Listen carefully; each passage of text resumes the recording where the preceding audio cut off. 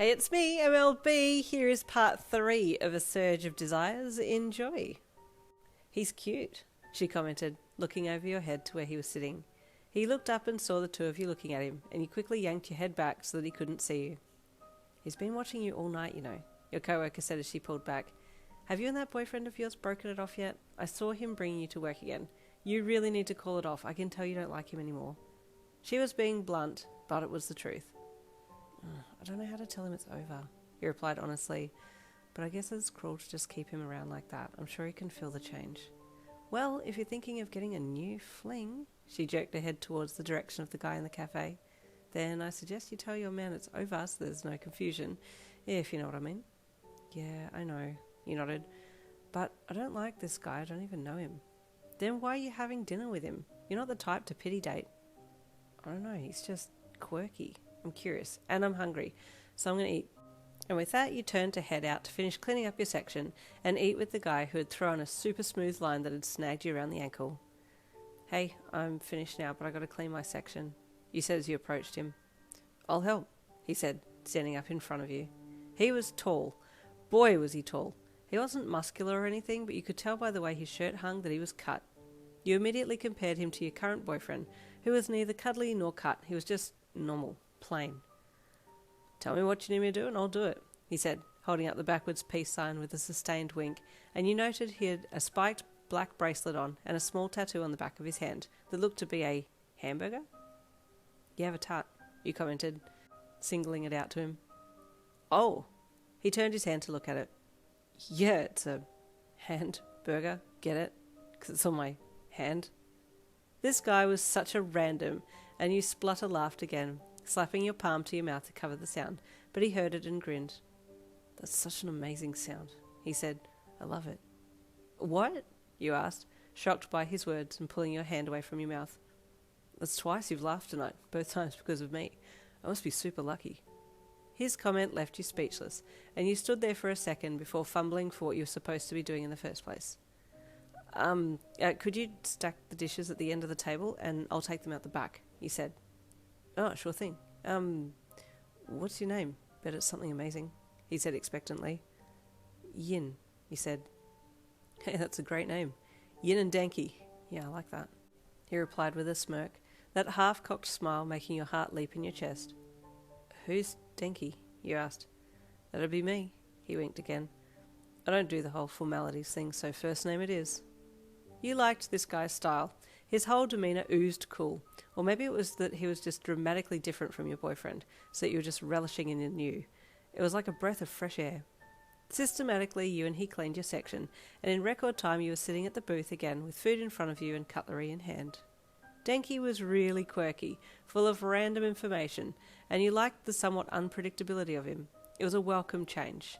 He was charming, cute, flirty and collected, and you had to keep reminding yourself that you had a boyfriend. Are you ever going to leave, or are you sleeping here tonight? The front of house manager asked as she sauntered over to give you the heads up that they were about to close for the night.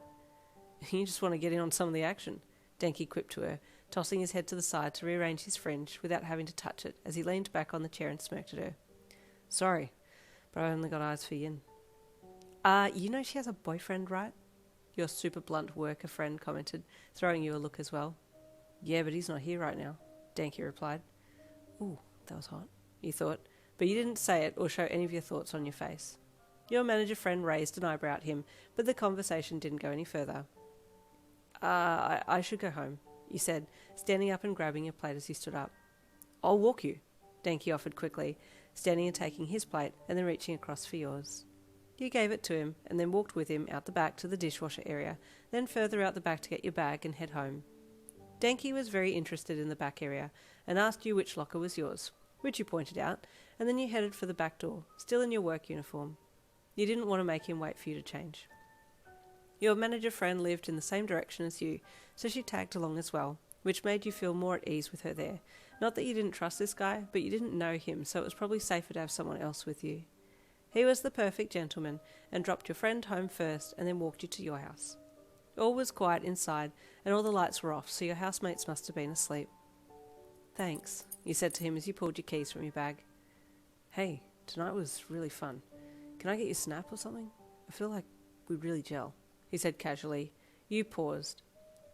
I don't think that's a good idea, you said a little hesitantly. Like, I do have a boyfriend, so... Oh, just friends. Denki interjected quickly. I think you're super cool, that's all. You wavered for a bit and then shook your head. No. Silently you slipped the key into the lock of the house and then entered and closed the door behind you, leaving Denki there looking like his whole world had been crushed. Going to sleep that night was hard. You couldn't get your mind off Denki. You felt bad about cutting him off like that, especially after he hadn't done anything to deserve you turning him down like that.